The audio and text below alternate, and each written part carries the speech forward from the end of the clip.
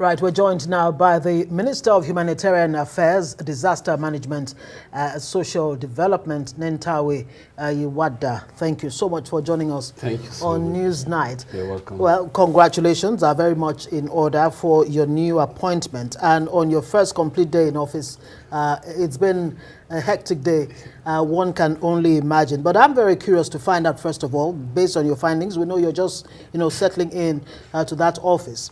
But are you aware, based on, whatever you found out so far, that this, this minors, or the 114 of them, of these detainees, were actually in detention for all of 3 months, and especially the condition under which they were there? And is there any plan for post, release support, for them? Yeah, thank you so much. Immediately they were released, the first thing we did was to bring in UNICEF and the Ministry of Justice, the three ministries, in conjunction with the presidency, ensured that we provided logistics for them, from clothing to medical care.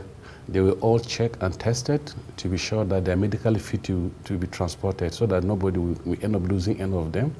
And psychologically also, we asked them to be checked also. So after all the checks, we profile all of them, and we got all the records, and we transmit the same record to the governors of their states. And we're working in conjunction with the state governors to ensure that, apart from this return to their parents, they are being rehabilitated. Rehabilitation simply means that they will pass through traumatic check, so that they are psychologically rehabilitated.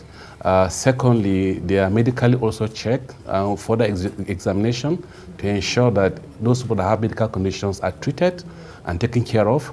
Then thirdly, also the minors will be working, UNICEF work with the state governors to ensure that the minors who want to go back to school return to school, and those who require skills, the state government will work with UNICEF also to provide skill set for them, so that they can be integrated back to the community and they can be productive to society.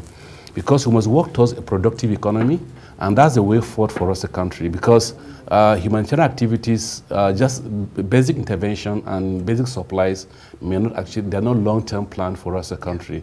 So we must work towards getting these people, most of the youths, being productive, and they can contribute to the economy of the country. That's the long-term plan. And to us, that's what we want to work with the governments and the state governments and other agencies to ensure that, apart from just this group that we are seeing, we do a holistic look beyond just the people that were arrested. Because general menace across the country, jobs are not there, and we feel we need to also get those things done. Listening to you, what readily comes to mind is, it might be quick to say, but it looks like the dawn of a new era in terms of some governance in that ministry. Well done, because for a Minister of Humanitarian Affairs, and you don't have the humanity in you wouldn't be in the court. You wouldn't be saying all of this and what you did for them. Now, even though you've said it will go beyond these ones, help us understand how we can put a stop to all of this. Because time was when what people understand your ministry to be doing is to look clearly only towards disasters. But now you're saying we can actually look towards people who have been who have gone through some inhumane treatment by fellow humans. Yes. So how can we work to ensuring that this does not continue? Because if this didn't make the news, no one would have actually done anything about that. For us, that's what we even discussed in the ministry today, about early response and investigating issues that have to do with human rights, and working with human rights lawyers, human rights agencies, and also the international NGOs and local NGOs, and all the bodies that are involved in human rights issues, so that we find where people are being molested or their rights are being violated, and where we feel we can intervene and people are being treated inhumanly, so that we can have early response. And that was why I took the first step, by resuming in the court instead of resuming in the office. Right. By 8:30, I was in the court, and I waited for the judge to come in by 9 o'clock. And I was all through in the court with the, I observed all the proceedings. Immediately they were released. By then, I've already arranged for buses to convey them. And I make sure that all the buses are air conditioned, properly fitted, clothing for them, and I ask them to provide the best of nutrition for them so they can eat, water, and medication for them also so that they can also, and a safe place for them to go and take a rest while the Vice President received them later at the later time. All this thing we did because we feel we must give them a human face in the course of what we're doing. But beyond that, I feel that these are interventions, but we must look at the long-term aspect of creating jobs in the country. And creating jobs, not just intervention, not just humanitarian intervention, but getting the economy productive, getting the younger generation to participate in the economy, not excluding the younger people in the economy. These are the largest, we have the youngest population, the largest population of young people, not just in Africa alone, but globally.